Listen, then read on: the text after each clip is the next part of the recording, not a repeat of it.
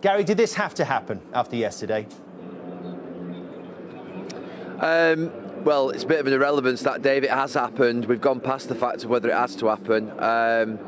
3 years in the job, Ole Gunnar Solskjaer can't have any complaints. I've always said that managers, to get in between 2 and 3 years at the top level, they have to deliver. And the results and the performances in the last couple of months have been horrific. I mean, that was a wimpish performance yesterday at Watford.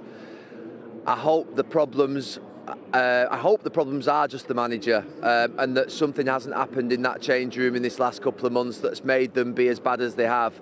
And I hope that they can pick themselves back up under an interim manager, obviously Michael Carrick initially, and then someone else maybe in the next couple of weeks. But that dressing room at this moment in time looks absolutely broken. It has to be, because they look completely drained of any confidence. The world's on their shoulders when they play football, and they've got to go back to thinking like they were as kids when they were playing in the streets, because it just looks too much for them at the moment. But what about the timing, Gary? It seems critical in this.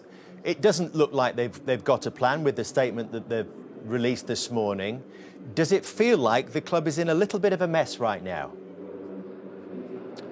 Look, I think that you saw what the clubs did that sacked managers a couple of weeks ago. They used the international break to reset and get themselves right. Manchester United have obviously tried to crawl towards the end of the season, which I think, look, they haven't got an option, Dave. They haven't got any options available. There's no one there that was in the sort of waiting to take over from Ole Gunnar Solskjaer. I think if it had been a couple of years ago and a Pochettino or a Tuchel had been available, maybe they would have done it a couple of weeks ago. They were never going to appoint Conte, so whatever anyone might say about that, rights or wrongs, Manchester United as a football club were never going to appoint Antonio Conte at all as the manager of the club. So they're scrambling, they're reacting. It's 3 times now that they've given a manager a long contract or extension and sacked them within a few months.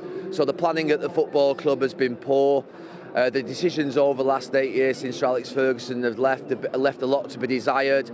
I just hope that the work that Ole's done in terms of the bridge, I said the worst that it could be for Ole Gunnar Solskjaer is that he's been a bridge from what would be the dark days and moody days when Jose was sacked.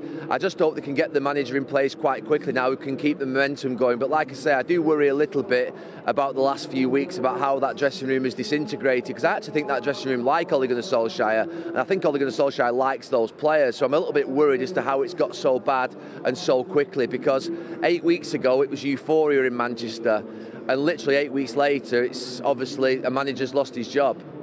He's talked consistently as well, Gary, about his support staff, those coaches, as being world-class coaches. Do you think it's right that they stay at the club? Well, what the club have done over the last 2 or 3 years, they've invested heavily, not just in Ole's coaching staff, but in generally just the sort of staff around the football side of the club. And I suspect that the appointment that they make will have to fit into that, because it would be a big about turn now for them to go back on all those people that they've employed. They've employed an absolute army of people in recruitment, in coaching, and the technical director side, the sporting director side. All questions will be asked, I'm sure, in the next few weeks. You know, I have to say, I'm not sure that, or convinced that Manchester United have got the right football people in the club to deliver them success. But the appointment of the next manager will tell us that. It won't be down to Ole Gunnar Solskjaer or obviously Michael Carrick, who's taken the job for the next couple of weeks or couple of games. It is being reported, Gary, that Mauricio Pochettino is the #1 target. Would that fit in with the time scale of what United are suggesting, waiting till the end of the season? Well, they are waiting. They're waiting on Mauricio Pochettino not being successful at another club. Because obviously if Mauricio Pochettino was successful at Paris Saint-Germain, he was to win the Champions League. I saw an interview this morning that he did where he said that he thought it would be failure if he didn't win the Champions League. But if he did win the Champions League, then obviously PSG wouldn't let him go. So I think Pochettino has always been a standout candidate. He's the only name that I've ever really mentioned as someone who I've thought really suited Manchester United in terms of its core principles and values and how they play and how he acts and how he behaves. I've always thought he was the type of person, and he's not really been successful as a manager yet in terms of proven, but I do think he has those characteristics and those attributes. But it's too early to start talking about a new manager. There's a lot of water to go under the bridge yet. They've got an interim at the moment. They've got to find the interim in the next week or two to relieve Michael Carrick of his duties.